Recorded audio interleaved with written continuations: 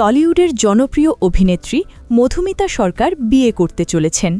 ছোটবেলার বন্ধু দেবমাল্য চক্রবর্তীর সঙ্গে আগামী ২৩ জানুয়ারি তাদের বিয়ের অনুষ্ঠান অনুষ্ঠিত হবে বলে ভারতীয় গণমাধ্যম জানিয়েছে।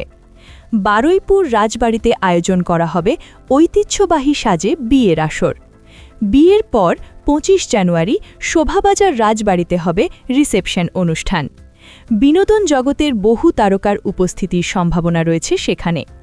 বোঝে না সে বোঝে না ধারাবাহিকের পাখি চরিত্রে অভিনয় করে ব্যাপক জনপ্রিয়তা পাওয়া মধুমিতা পরবর্তী সময়ে বড় পর্দায়ও সফলতা পেয়েছেন।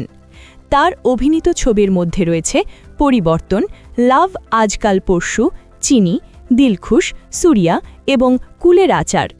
এর আগে অভিনেতা ও পরিচালক সৌরভ চক্রবর্তীর সঙ্গে বিবাহ বন্ধনে আবদ্ধ হলেও ২০১৯ সালে তাদের বিচ্ছেদ হয়। একই বছর দেবমাল্যের সঙ্গে পরিচয় হয় তার। সফটওয়্যার ইঞ্জিনিয়ার দেবমাল্যর সঙ্গে সম্পর্কের কথা ২০২৪ সালে প্রকাশ্যে আনেন অভিনেত্রী। সামাজিক যোগাযোগ মাধ্যমে দুজনের নানা রোমান্টিক মুহূর্ত এরই মধ্যে নজর কাড়ে ভক্তদের। বর্তমানে বিয়ের প্রস্তুতি ও কাজের ব্যস্ততা সামলে জীবনের নতুন অধ্যায় শুরুর অপেক্ষায় মধুমিতা।